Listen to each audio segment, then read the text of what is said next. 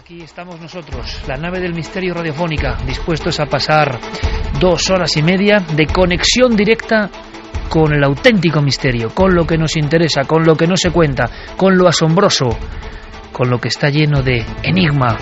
¿Estáis ahí? Don Santiago Camacho, buenas noches. Buenas noches, Iker. ¿Puedes resumirme en una frase algo que de verdad has descubierto pues muy recientemente, que te inquieta y que va a inquietar seguro a nuestra audiencia? Pues más que una frase, vamos a hacer un pequeño recuerdo. Yo esta noche me he acordado mucho del año 2007, de cómo vivíamos en el año 2007. En aquel año, muchos de los amigos que nos escuchan ahora mismo, que no tienen trabajo, pues a lo mejor sí lo tenían. En aquel año, pues todos nos permitíamos más caprichos, algunos cambiaban de coche más a menudo. Todos vivíamos mejor, todos vivíamos como si no fuese a pasar lo que realmente empezó a suceder en el año 2008. Porque no lo sabíamos, no teníamos ni idea de lo que se nos venía encima. Al menos nosotros, porque a lo mejor sí había gente que sabía muy bien lo que se nos venía encima. Además de eso, cosas como un invitado muy especial en el test de uno de los nuestros. Os va a sorprender muchísimo. ¿Estáis todos? Nosotros estamos preparados. 1:39. Comenzamos. Milenio 3. Detrás del misterio. En busca de una respuesta. Cadena Ser.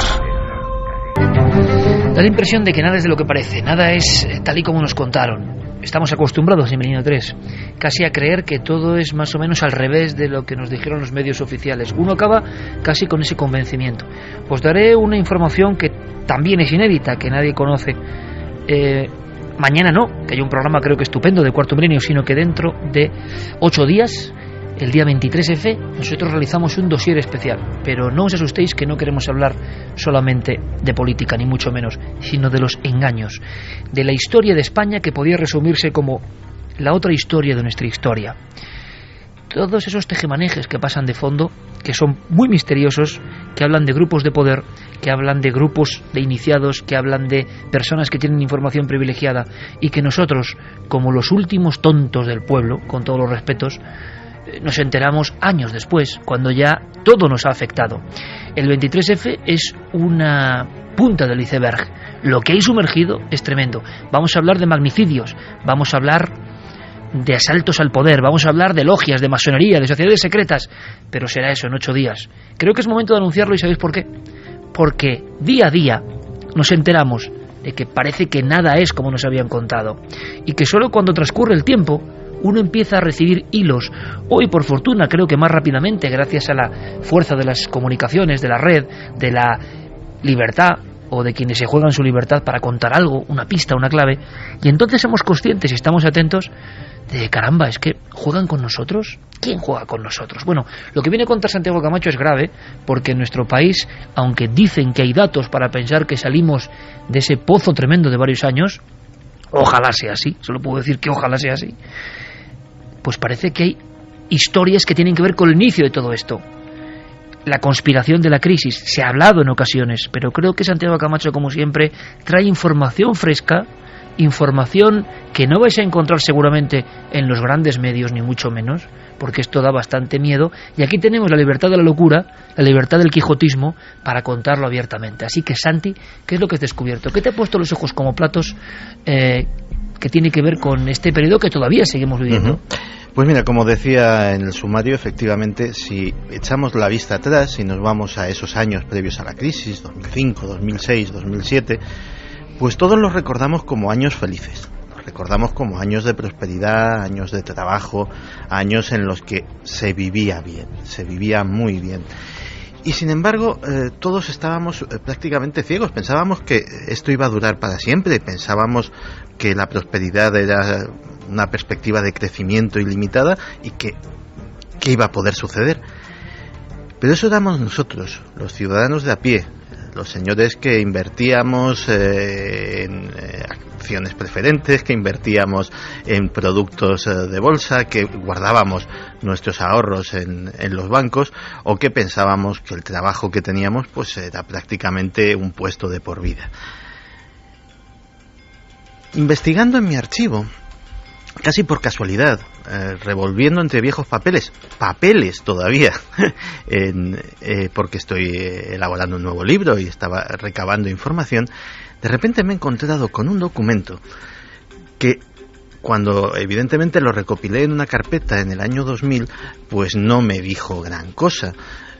Al menos era una especulación, era un dato sin importancia para guardar, pero que a día de hoy, visto con la perspectiva de los años, adquiere una importancia que yo creo que es muy reveladora. Verás, en ese documento se anunciaba que eran los días 12 y 13 de julio del año 2000, el Consejo de Relaciones Exteriores norteamericano, el CFR, una organización a la que en muchas ocasiones se ha acusado de ser prácticamente una sociedad secreta todopoderosa, es una organización que básicamente se creó en 1921 para ser el brazo político de las oligarquías financieras de Estados Unidos y de Gran Bretaña. Influyen tanto en el Partido Demócrata como en el Partido Republicano. Su publicación, la revista de Relaciones Internacionales, casi es un vaticinio del futuro constante. Se habla de guerras meses antes de que se declaren. Se habla de fenómenos sociales o de fenómenos políticos meses antes de que aparezcan en las primeras planas de los periódicos. Es un grupo muy poderoso, de ahí han salido presidentes de los Estados Unidos, directores de la CIA, etcétera, etcétera. Bien, pues anunciaba ese documentillo que en los días 12 y 13 de julio el CFR iba a celebrar en su lujosa sede, que es, además, tiene sede de sociedad secreta. La sede del CFR es una lujosísima mansión en el centro de Manhattan. Tiene toda, digamos, todo el atrezo de lo que pensamos que es un grupo realmente con poder. Pues en esa sede iban a celebrar una serie de conferencias, un simposio, digámoslo así, con el siguiente tema: la próxima crisis financiera, señales de advertencias, control de daños y de impacto. La conferencia, la serie de conferencias, trataba sobre la posibilidad de que hubiera un colapso financiero global. Estamos hablando de gente que se toma las cosas muy, muy, muy en serio, que especula lo justito. Y sí, un colapso financiero exactamente de las mismas características, casi descrito con precisión milimétrica, al que luego tuvo lugar en 2008. En esa reunión participaron 250 personas, 250 miembros del Consejo de Relaciones Exteriores, la mayor parte de ellos banqueros, también inversionistas, altos funcionarios, tanto británicos como norteamericanos, responsables políticos, no solamente norteamericanos, sino también europeos, y todos ellos estuvieron tratando sobre este asunto.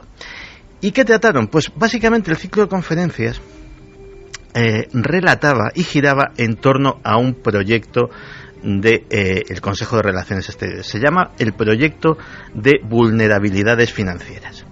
Esto, que tiene un nombre así como un poco extraño, es un proyecto que en 1999 puso en marcha esta organización. ¿Para qué? Pues básicamente para a esos directivos, a esos banqueros, a esos políticos, a esos altos funcionarios, sobre todo norteamericanos, ponerles en aviso de que una crisis económica se podía cernir sobre el horizonte,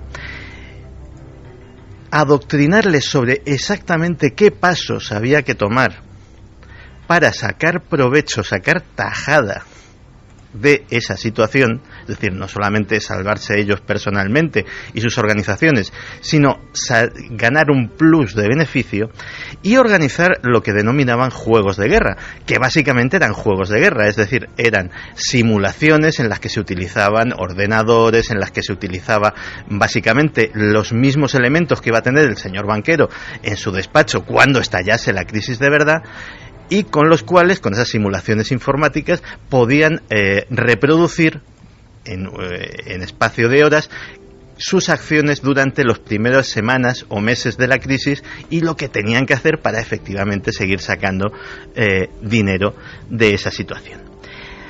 Claro, uno piensa esto y yéndose a una organización tan tremendamente poderosa como el Consejo de Relaciones Exteriores, piensa: supusieron con mucha justeza, es decir, adivinaron, sabían algo que no sabíamos, o pusieron el dedo en la llaga sobre algo que en el fondo iban a provocar.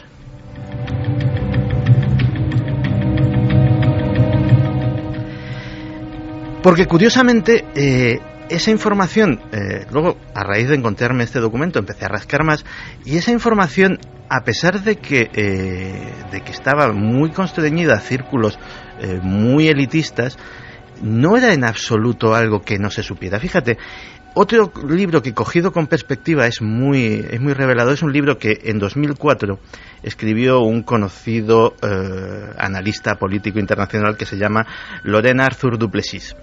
Se llamaba La Tercera Guerra Mundial ha comenzado, año 2004.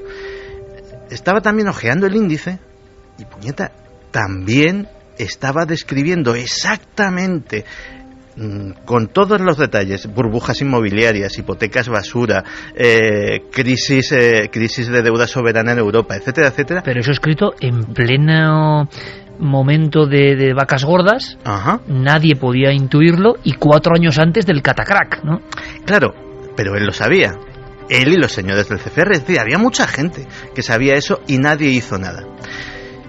Otro dato que me ha llamado mucho la atención es que un reciente informe del Instituto Juan de Mariana, que es un famoso think tank español, un grupo de pensamiento, digámoslo así, de ideología liberal, es decir, no estamos hablando de antisistemas peligrosos ni de señores que estén especulando desde un punto de vista pues contrario al capitalismo, pues venía a demostrar que la quiebra de Lehman Brothers, que en el fondo fue la espoleta que desató toda la caída de fichas de dominó que nos ha traído hasta esta situación, pudo ser perfectamente evitada por el gobierno estadounidense, y que si no se hizo nada fue por algo que desconocemos. 1:50, la andanada, los documentos que ha encontrado Santiago Camacho, y que desde luego seguro, aunque sea como inicio, motivan una reacción por parte de nuestros oyentes. Imagino que será una reacción de indignación, porque muchos están sufriendo lo que está pasando. La gran pregunta, lo que cuenta Santi, es 8 años antes, en documentos, la sensación de que se profetiza. Las profecías del ayer, de Nostradamus, Parravicini y tantos otros, han quedado un poco en papel mojado. Las profecías de hoy, las profecías que cuentan las guerras, los desastres y los cambios de paradigma, son las profecías de los estudiosos de la economía, de los poderosos. Ha habido un cambio de roles. Así como las sociedades secretas de antaño parece que han dado paso a los grupos de poder y de presión, ocurre lo mismo con estos profetas. De repente uno va a los archivos, como ha hecho Santiago Camacho hace escasas horas, y se encuentra con auténticas bombas de relojería, auténticas sorpresas. La gran pregunta es: ¿qué se estará escribiendo ahora mismo? ¿Cuál será el futuro inmediato?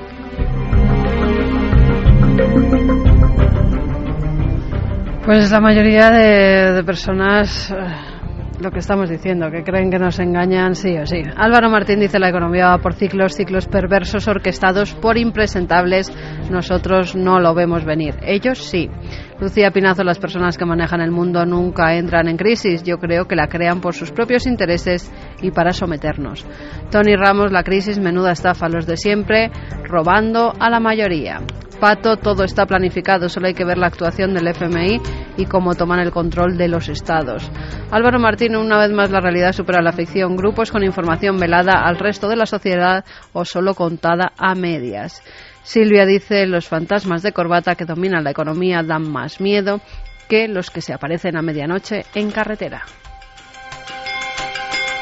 ¿Alguien habla de la profecía actual? ¿Alguien se atreve a hacer alguna profecía a años vista? Esa sería la gran cuestión, ¿verdad? ¿Qué se estará escribiendo ahora en esos organismos? Porque habría que leerlo con lupa, ¿no?, para saber lo que va a ocurrir. Bueno, pues comprendemos vuestra indignación perfectamente.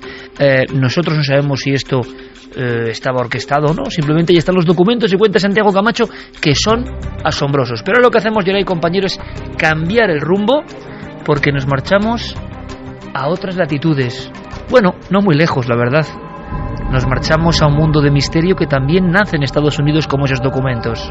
Un mundo de misterio que de verdad yo creo que os puede apasionar.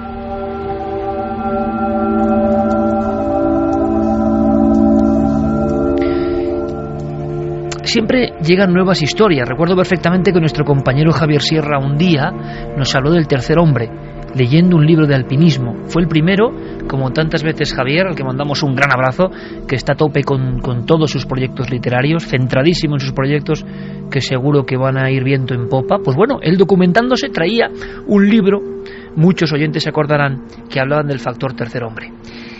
Era espectacular lo que se contaba de Ron Di Francesco, si la memoria no me falla, aquel individuo que hay que imaginarlo, en un piso superior, por encima del 80, le pilla prácticamente junto a su ordenador portátil, se cree que está viviendo un sueño, el pasillo que está a su lado se ha convertido en una bola de fuego, un meteoro de fuego viene por el pasillo, y él instintivamente salta hacia adelante como quien salta hacia una piscina, y algo, o sea, un milagro, le protege. La mesa, quizá con algún tipo de material, pues realmente empujó el fuego en otra dirección. Cuando él vuelve en sí, han pasado unos segundos, aunque no lo sabe muy bien, contempla que todo es un absoluto desastre, que se escuchan alaridos, lamentos y que caen piezas de todas partes. Lo que hasta hacía un instante era una oficina reluciente de brokers se ha convertido en el inframundo. Y él se encuentra solo. Empieza su gran odisea, su propio camino hacia la salvación, y va bajando por las escaleras. Va sorteando todo tipo de peligros como si fuese un videojuego, pero en el que se juega la vida realmente. No encuentra a nadie, solo oye quejidos muy lejanos. Piensa por un momento que se ha quedado completamente solo. Sortea todo tipo de vigas, de cristales. Hay cuerpos humanos que han caído. Ron Di Francesco asegurará a determinados medios de comunicación, a la prensa cuando se le entrevista, que hay un momento en que se vuelve a lanzar al suelo, se rinde, va a morir, lo tiene clarísimo. Una vez más, este fenómeno ocurre cuando alguien, digamos, tira la toalla. Se tumba porque ve que de nuevo una especie de lengua de fuego, como si fuese algo bíblico, avanza, y es una situación tremenda, viene de arriba abajo, y él intuye que ahí no hay salvación, porque conoce bien el edificio y debe andar por la planta 74. ¿Cómo va a llegar ese hombre a la calle? Su última escena en esa especie de duermevela es la lengua de fuego avanzando y él tumbado, con los brazos junto al cuerpo, la cara pegada al suelo, junto a una especie de sillón del que solo quedan los muelles y el esqueleto, que ha sido calcinado por esa bomba de fuego anterior, y él tiene la conciencia absoluta de que ha llegado su hora. Es más, creo que con cierta resignación entiende que hay un momento y que es ese. No sabe todavía lo que ha ocurrido, no sabe lo que ha pasado. Es el día 11 de septiembre del 2001. Y entonces, y tiene que ver con los temas siguientes que vienen a continuación, dice Ron Di Francesco: escuché clara, como si estuviese junto a mi cabeza, una voz que me decía: levántate.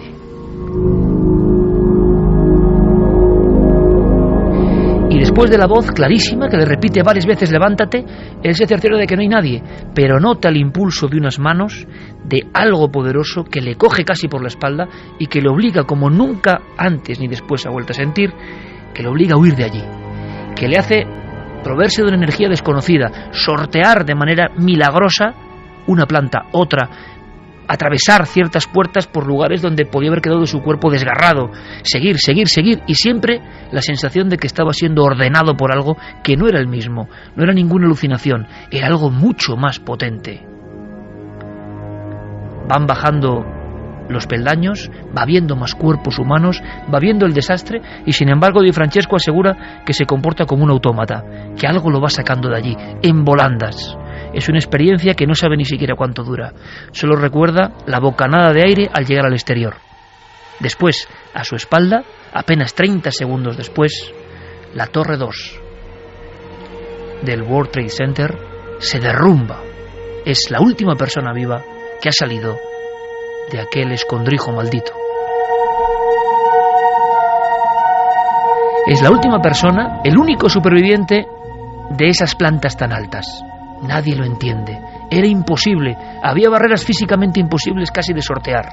Y él solo piensa en aquel hombre en aquel hombre invisible que sabía que estaba a su vera, que estaba a su espalda, que lo impulsaba, pero que casi le daba miedo mirar. En aquel proceso él contó que le daba miedo mirar. Intuyó algo parecido a un ángel, el tercer hombre, un ser que venía a salvarle, y durante años solo recordó la misma frase: levántate. Así conocimos la historia del tercer hombre, con casos tan espectaculares como del de Francesco, este hombre que fue un hombre milagro.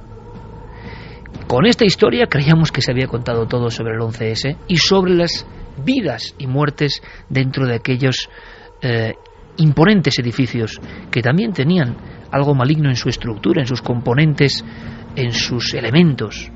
Pero Clara ha venido una vez más sorprendiéndonos con otra historia de su archivo, una historia diferente, personal, porque es casi trabar una amistad con alguien que estuvo en esas circunstancias. Vamos a recordar esa historia, porque además estos edificios, y yo no sé en qué quedó eso, compañeros, yo os lo pregunto, se volvieron, digamos, a poner de moda a nivel mediático, cuando ya casi nadie quería hablar de la tragedia. Hace escasos meses se habla de nuevo de unos sonidos, de unos quejidos. Por eso yo he hecho alusión a los alaridos y lamentos que escuchaba Ron Di Francesco. Claro, puede quedar en nada, y es más, a mí me recuerda el famoso hum o ham, los sonidos. Ahora cuando los escucho, quizás porque nos hemos habituado y todo lo relacionamos. Pero Yerey, si te parece, bajamos la música y vamos a poner esos sonidos para que nuestro público también opine. Venían de las Torres Gemelas, bueno, de lo que quedaba de la zona. Vienen de la One World Trade Center, que es uno de los rascacielos más grandes, el rascacielos más grande de oficina que se está construyendo precisamente donde estaban las Torres Gemelas. La obra nueva, que además se va a acabar dentro de pocos meses. Al parecer no se sabe muy bien por qué razón, porque estuvieron estudiándolo en varios días de frío, de lluvia, de viento. Alguien empieza a escuchar cuando pasa por allí lamentos, unos sonidos que dicen que les ponen la piel de punta, los pelos de punta, espeluznantes.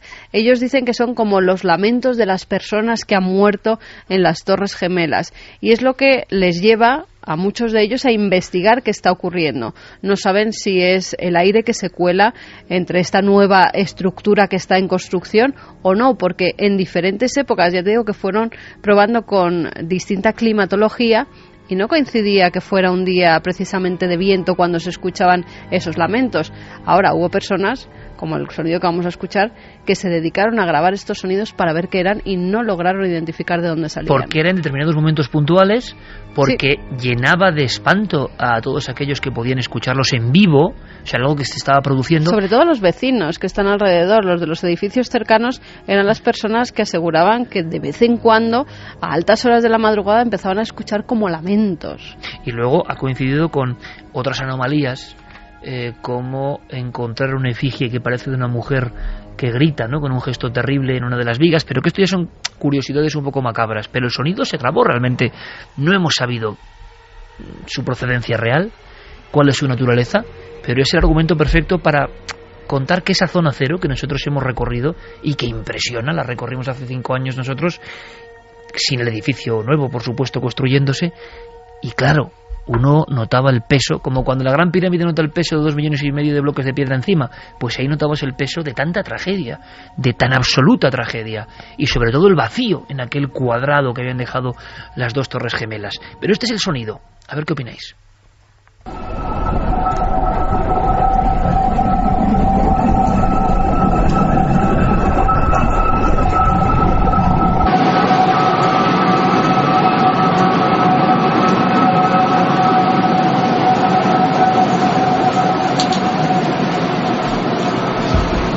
Directamente me suena un poco al hum, esas cosas un poco rumbrosas. ¿Tendrá explicación? No lo sé, pero las Torres Gemelas volvían a la carga como queriendo que no se olvide, ¿no?, lo que pasó allí dentro. Y sabemos de historias heroicas, historias de policías, historias de personas que salvaron a niños, que se jugaron la vida y que luego murieron, pero antes lograron recuperar a otros. Y de personas como Di Francesco, aunque algunas por su, digamos, cuestión de uniforme no podían hablar tan libremente como un civil, que vivieron cosas extraordinarias, porque pocas veces ha habido un suceso tan traumático, con tantas personas en un mismo edificio o 2 edificios, tanta angustia, tanto dolor, tanta incredulidad ante lo que está ocurriendo, todas esas energías moviéndose. Algunas películas intentaron aproximarse incluso a esta historia sin duda de héroes humanos. Y ahora vamos a conocer a un héroe humano que vivió algo extraordinario. Agente, sí, señor. La guardería. Hay niños. Está allí. ¡Sargento! ¡Hay niños en la Guardería del número 5. Sí, lo sé, los han sacado. A ver, escúchenme. Y Casimatis. Le está buscando a usted. Tenemos que evacuar la torre. ¿Quién sabe utilizar una máscara? Me refiero a la máscara y a la botella. Sargento, yo hace 4 años que no las he usado. ¿Qué estoy diciendo? Que den un paso al frente. Voluntarios. Yo iré, sargento. Y yo.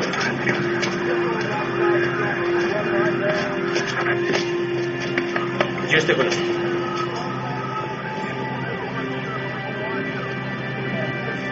De acuerdo. Bien, somos una patrulla. Iremos al edificio 5. Los demás esperen a Casimatis. Síganme. No se separen. Tantas historias empezaban así, con un grupo de personas durante días adentrándose en el puro escombro gigantesco de lo que había sido la gran imagen, ¿no?, de poderío de toda esa etapa también previa a lo que contaba Santiago Camacho, pero de la gran influencia económica del Imperio Americano. Y claro, historias heroicas, historias de mezquindad, también las ha habido y se han ido conociendo, pero seguro que ninguna tan extraña y tan interesante para todos vosotros y para nosotros como la que se cruzó con el camino de Clara Tahoces, estando en la redacción de Más Allá, si no me equivoco, Clara, y me gustaría mucho saber cómo comenzó todo, cómo empezó todo. Pues todo comenzó con un email, con un correo electrónico que recibí en el año 2010, cuyo remitente era un bombero de la ciudad de Nueva York, de origen mexicano, pero que vivía en Nueva York desde hacía años, y que se llamaba Rafael Hernández. Rafael Hernández conocía la revista y tenía una historia que quería contar, que quería que se supiera pese al tiempo que había transcurrido. ¿Por qué crees que la quería contar? Porque igual nos hemos enterado de algo, ¿no? Él claro, tenía como una sensación, ¿no? Sí, una sensación. Bueno, él se encontraba en bastante mal estado de salud en aquel momento. Yo no lo supe inmediatamente, sino fueron un intercambio de correos electrónicos y ya me pude dar cuenta de que realmente estaba aquejado de un problema de asma importante y de una enfermedad de tipo respiratorio de mucha gravedad, y esto motivado por aquellos días. Efectivamente, motivado porque Rafael no estaba de servicio aquel día. Rafael se encontraba por casualidad en esa zona, en la zona 0, el 11 de septiembre de 2001, cuando sucedió todo, y evidentemente lo primero que hizo fue ofrecerse como voluntario para entrar e intentar socorrer a las personas que hubiera o vivas, o las personas que estuvieran muertas, intentar rescatar los cuerpos, y así estuvo varios días,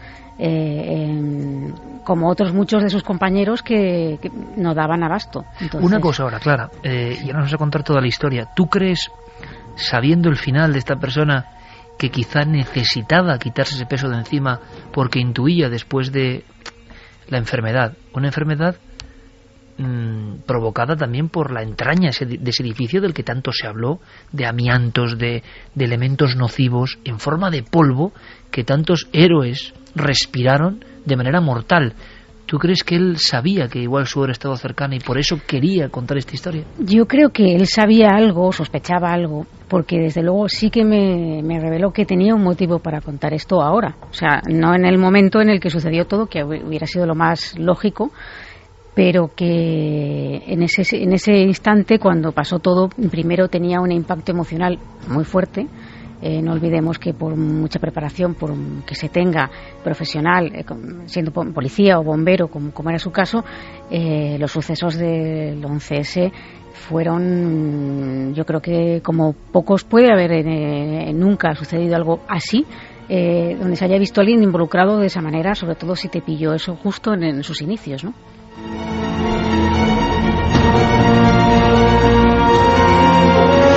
Y a las 2:07 de un día 15, entre la noche del 15 y el 16 de febrero del 2014, estamos a la entrada de las Torres Gemelas un 11S del 2001. Y estamos en los ojos de ese hombre, Hernández, que te confieso una historia que nos vas a ir contando. Sí, él me dijo que en principio no contó esto a nadie porque tenía miedo de que le tildaran de loco y porque teniendo un cargo como bombero en el Departamento de Policía de Nueva York, esto no le beneficiaba para nada contar algo así, ¿no?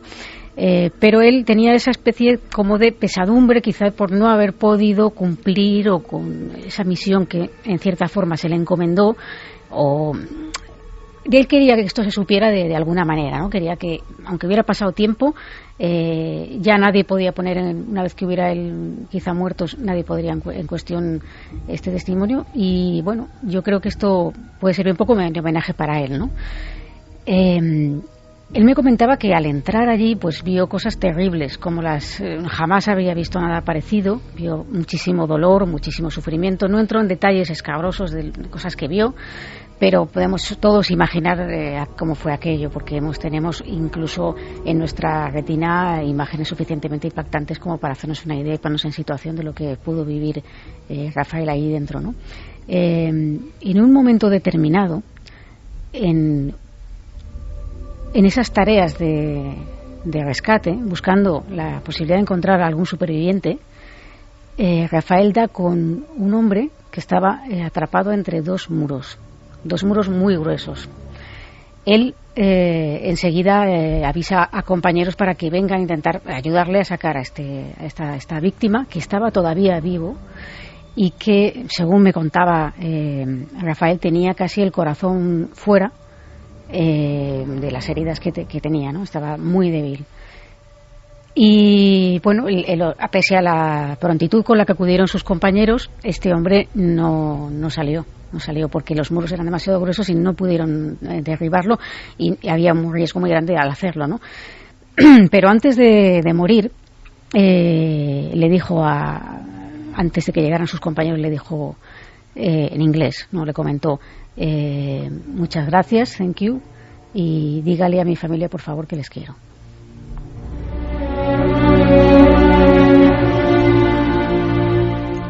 Como digo, desgraciadamente este hombre murió, pero como otros muchos que murieron en el camino y que él había visto cuerpos despedazados y todo tipo de horrores. Era, dentro de lo que cabe o dentro del horror, era un horror más, no era un horror espectacular, con la diferencia de que le había dado un pequeño mensaje. Pasaron las horas y bueno, Rafael seguía allí, entrando, saliendo, haciendo descansos, tal, pero firme en esa misión. Y no se le olvidaba un poco a este hombre, porque en diferentes momentos, me decía, había llegado a ver hasta 3 veces a este hombre señalando lugares concretos dentro de las ruinas de lo que quedaba de aquellas Torres Gemelas.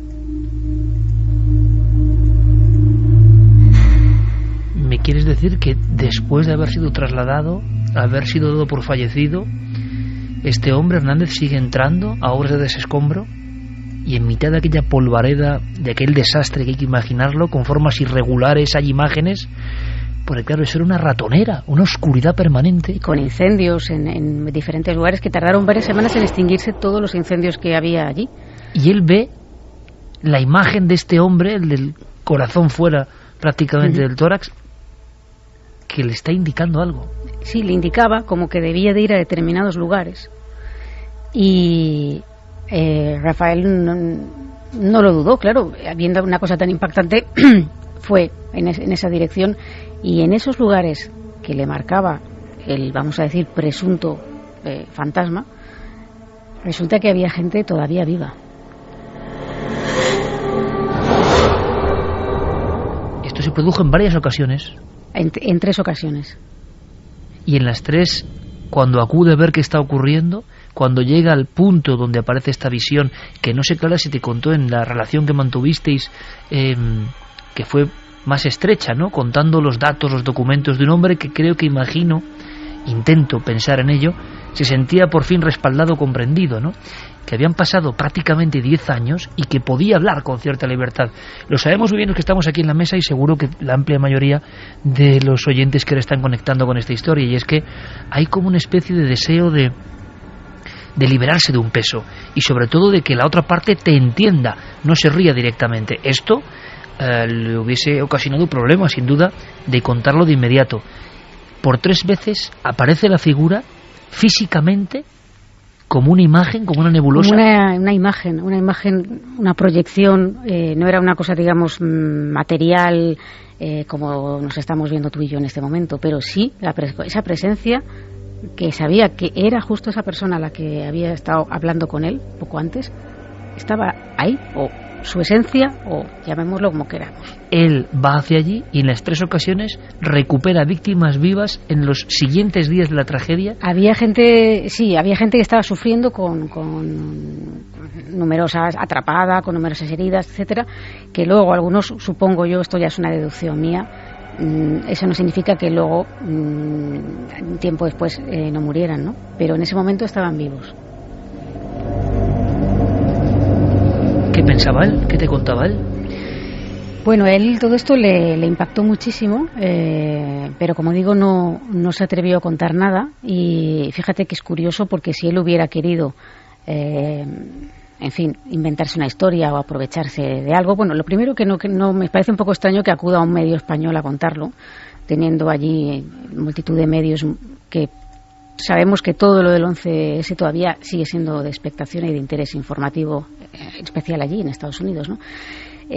Pero sí que él tenía esta cosa, han ocurrido cosas, por ejemplo, de intentar, bomberos y policías han sido denunciados por intentar fingir enfermedades mentales, trastornos mentales, a raíz de los atentados, y se han descubierto como fraudulentos. Es decir, siempre las dos caras, ¿no? Sí.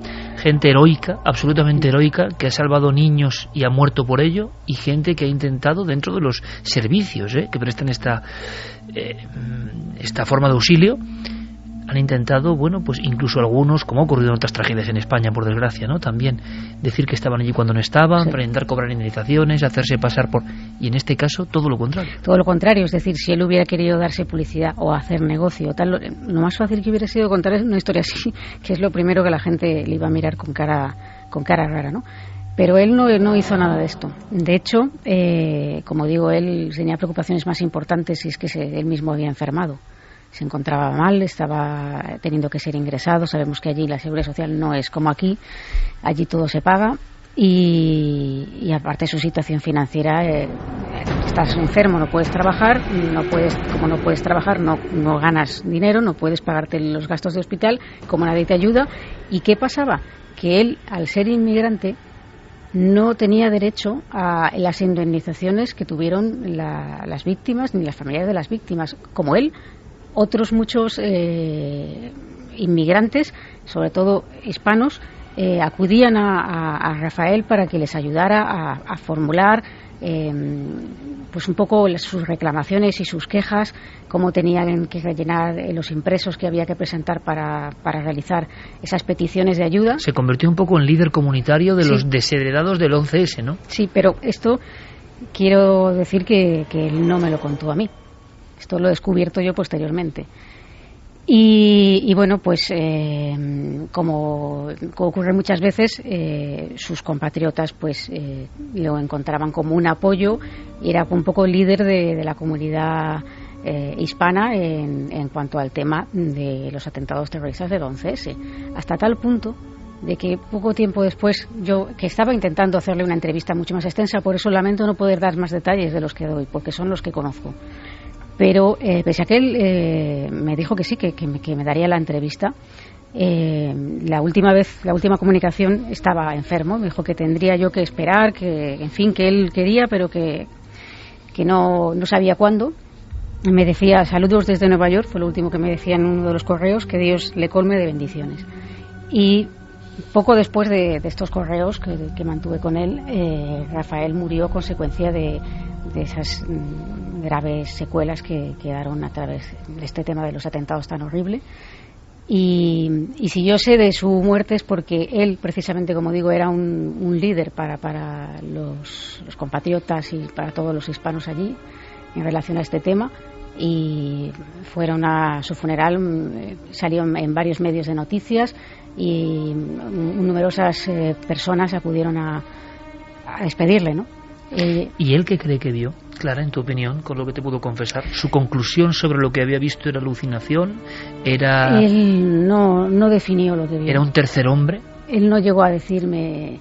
Si él pensaba algo, no llegó a formularlo. Es decir, él me contó la experiencia, digamos, con esa asepsia de, bueno, siendo una emoción importante lo que él había vivido, pero con esa asepsia de quien describe algo sin entrar a valorar si esto es un fantasma o no es un fantasma, ¿no? Él llegó a saber algo de aquel hombre que dio un último mensaje: dile a mi familia que les quiero, atrapado entre dos muros. Llegó a saber quién era ese individuo que luego se aparecía señalando quizá el último hito de vida de otros. Yo no lo sé con certeza, pero yo creo que no. Porque en parte yo creo que esto quería contarlo porque tenía esa cuenta pendiente, y también porque démonos cuenta de la cantidad de fallecidos y de cuerpos y incluso muchos al día de hoy todavía no sabemos quiénes son, están sin identificar. Es muy probable que entre el ajetreo de esos momentos y la confusión él no llegara a poder saber de quién se trataba, ni siquiera cumplir su última voluntad, la que le había pedido.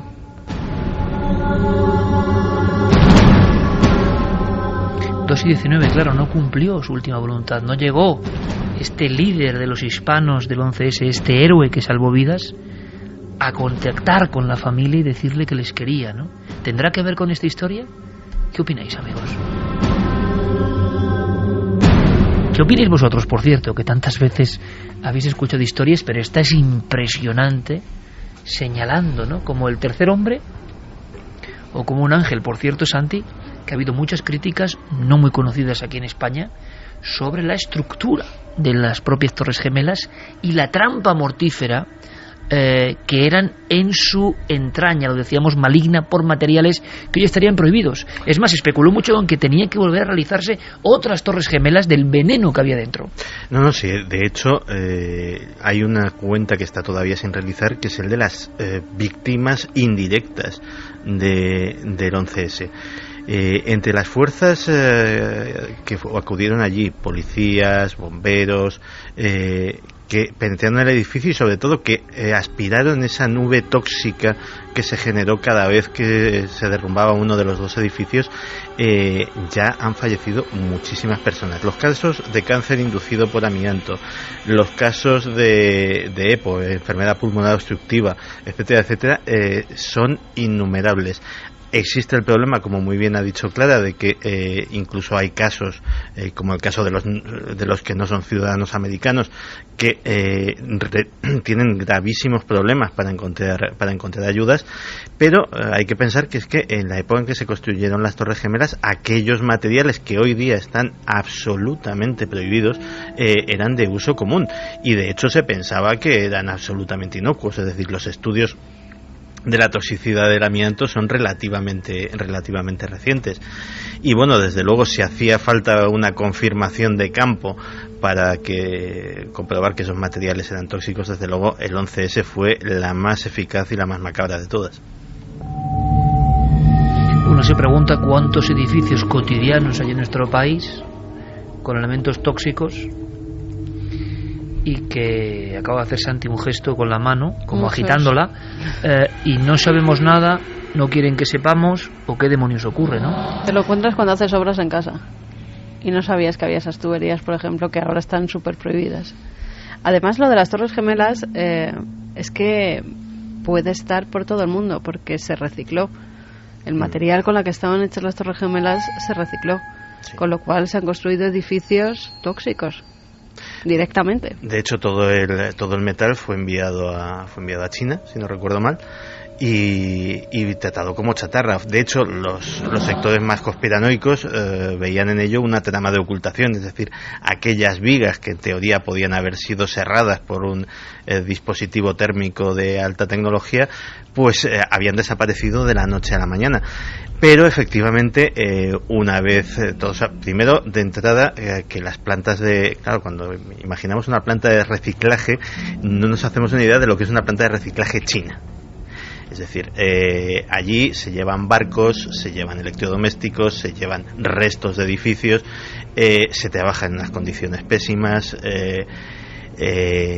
Hay unidades de infantería en algún país del mundo que tienen esperanzas de vida más altas que las de los obreros que trabajan en esas factorías.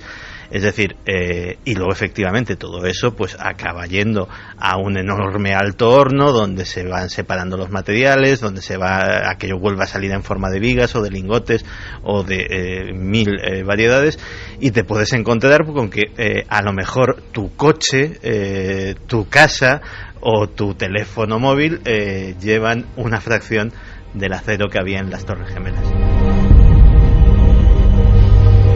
Lo que vio este hombre, que luego ha ido descubriendo que, bueno, en su funeral prácticamente era tratado eso como auténtico líder de una comunidad, y Clara se percata de que es la persona que ha estado con esa correspondencia tan íntima de aquel que cuenta como el gran misterio que vivió 10 años después. Hay que entenderlo. Yo no sé si esto se adecúa al tema de las alucinaciones, en tu opinión, ya que estás metido en eso, Javi, si tiene que ver con un tipo de alucinación estructurado o catalogado, porque aparece en 3 ocasiones, que sepamos, diferentes días, diferentes momentos, sí, en diferentes momentos, diferentes posiciones. Esas horas, en esas largas horas que fueron, que casi se convirtieron en días, ¿no? Alguien puede pensar, ¿es una propia intuición o un sexto sentido de ese hombre que ha recibido ese impacto? Pero claro, ¿por qué adivina dónde hay una víctima todavía viva, ¿no? Mi teoría, claro que yo he contado esto, pero a ver, desde luego la posibilidad de la alucinación está ahí. Lo que es curioso es que dentro de esa alucinación, justo esos lugares donde aparece la alucinación, haya gente viva. Pero también podría ser algún tipo de clarividencia que precisamente se haya activado en un momento de estrés muy fuerte, ¿no? Como podría ser, y de cansancio, y de donde realmente las emociones están a flor de piel. Yo creo que ahí es mucho más fácil contactar incluso con lo que llevas tú dentro, ¿no? Es como cuando hemos escuchado muchas veces la eterna historia de la madre que ve un hijo y que llega al vehículo. Se ha contado 1000 veces, no sé si ha pasado alguna vez o no. No lo creo improbable, realmente.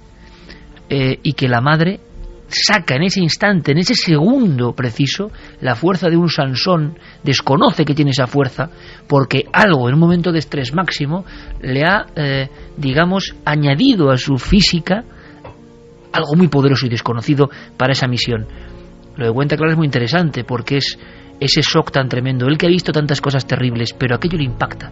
Un hombre con el corazón fuera del pecho da un mensaje a su familia. Esto hay que vivirlo. Y ese shock tan fuerte hace que con la imagen de ese individuo como icono, puede que no esté allí, pues le haya motivado, se le haya despertado un sexto sentido en ese momento, o más tradicional, realmente hay algunas personas que se convierten en ángeles de otros y que quieren salvar a otras personas que sufren, ¿no?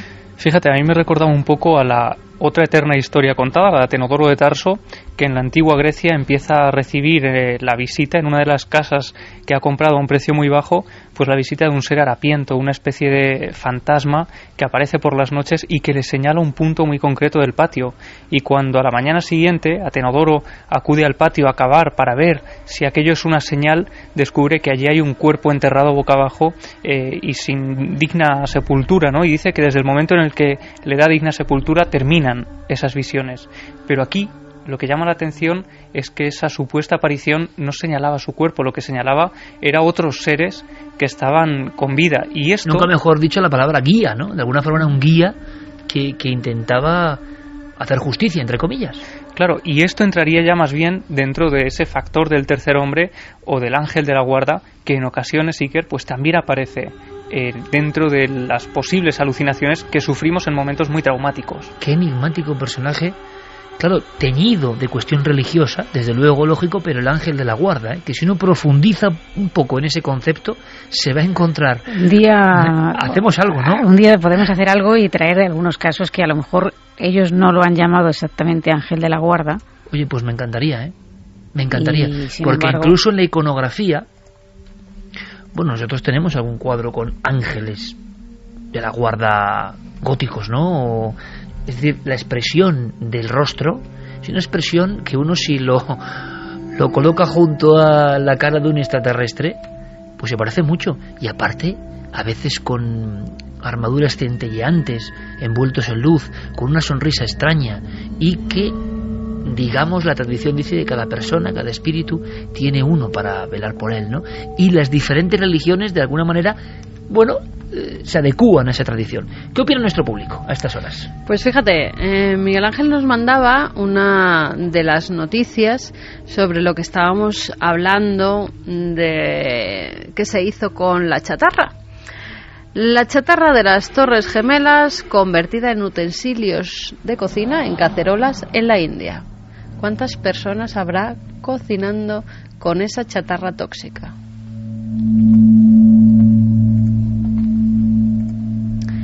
Fatale Faraón dice: hay 7 toneladas de acero de las Torres Gemelas en la proa de un buque de guerra estadounidense. La conspiranoia, mucho de lo que viene del otro lado es bueno, lo que pasa es que no llama tanto la atención como lo negativo. Sherlock Holmes dice: yo he trabajado algunos años en reformas y te encuentras cada cosa que dices, pero ¿cómo pudieron permitir esto? Rafa Campos: me encantan las historias del tercer hombre, pero no sé, creo que en la mayoría de los casos es una alucinación, una mala pasada de la mente que le puede suceder a algunas personas cuando están en una situación límite al borde de la muerte. Bueno, mala pasada de la mente, yo diría buena pasada de la mente, porque se ha encontrado a 3 víctimas que iban a morir de no ser por alucinación. Bendita alucinación, ¿no?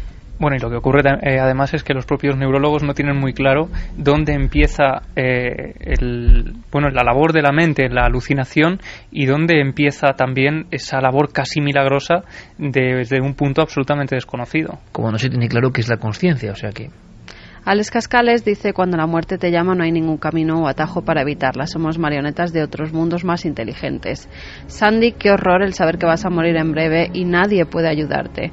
Martín Copede: qué duro debe de ser saber que vas a morir y en ese momento acordarte de tu familia, tu gente y allegados.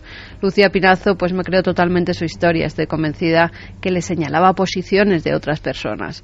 Eduardo Ontiveros: la energía ni se crea ni se destruye, solo se transforma. Toda esa energía concentrada en aquel momento sigue danzando por ahí. Miriam Escaño: yo soy EMT y ante un atentado de esas características no hay nadie preparado. Viku-san: World Trade Center, buena película, homenaje a los bomberos y policías. Clara Tavoces y su archivo siempre sorprendiéndonos, vaya testimonio. Jonathan dice que el 11S es la tragedia que marcó este siglo, difícil olvidar esas escenas. Yo creo que nunca hay que olvidarlo, cuando se habla incluso de conspiración, como ha ocurrido ahora en la Super Bowl, este individuo que salí diciendo que lo hizo Estados Unidos. Al margen de todas las conspiranoias, lo que a veces, por desgracia, creo que se olvida es la tragedia humana, ¿no? Esa gente entre los escombros, esos niños entre los escombros, que no tenían culpa de nada, ni de ser americanos, ni de antiamericanos, ni de... Y muchas veces, qué fría es la posición política, sea cual sea, que habla de acontecimientos ya con una lejanía asombrosa, ¿no? Cuando lo realmente terrible es la gente que murió en aquellos escombros sin merecerlo, sin duda alguna, ¿no? Y yo creo que a veces estas historias, prescindiendo de la idea que cada uno tenga de qué ocurrió, qué dejó de ocurrir, nos vuelven a colocar en la perspectiva profundamente humana, pero sí lo decía, de la gente que perdió la vida. Y estamos viendo, ¿no?, desde fuera, no, es que estos brokers, esta gente de la bolsa, igual ese de la bolsa tenía el corazón fuera y mandaba un mensaje a su familia, igual no tenía ninguna culpa, que evidentemente no la tenía. Es decir, a veces ver la historia humana nos reconcilia un poco, ¿no? Porque hablamos siempre de los temas como si no hubiera habido vidas y muertes en juego, y las ha habido. Y lo que viene ahora también tiene que ver con la vida y la muerte, y nos ha dejado ya que ¿para qué queremos saber más? Pensábamos que estábamos ante leyendas urbanas. Toda la estructura era de leyenda urbana. Hubo una llamada hace un tiempo a Milenio 3, una conversación que mantuvo Diego Marañón con un testigo que hablaba de mercados de carne humana.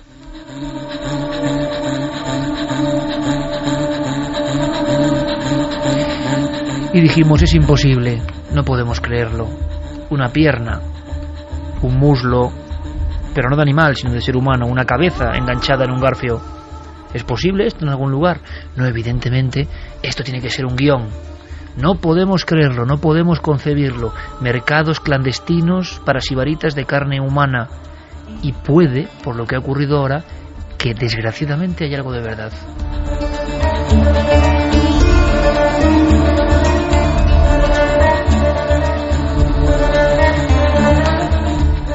La carne humana es fuente de vida y de juventud.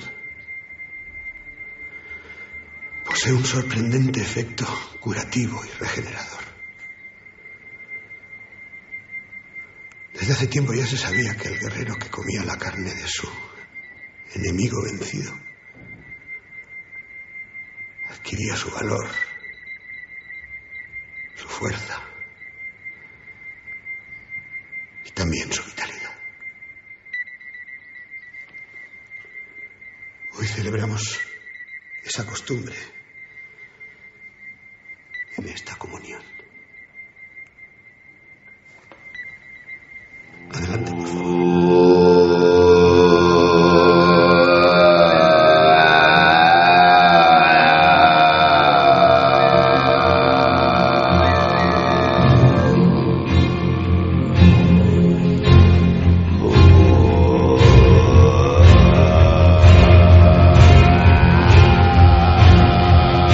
Nuestro compañero Yori Martínez, que pone en mongol.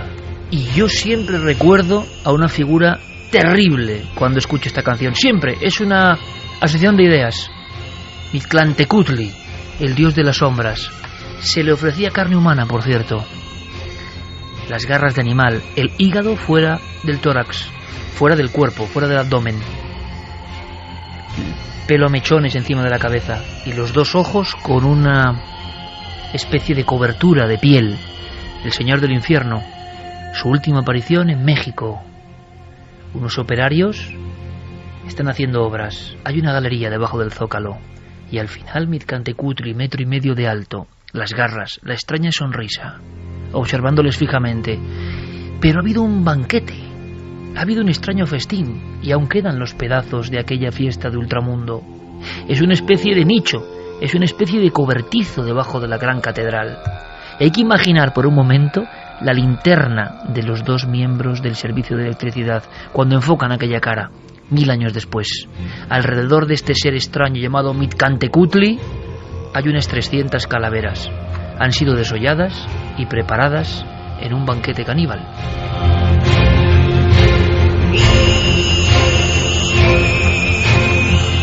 Y realmente el nexo es muy complicado, muy difícil.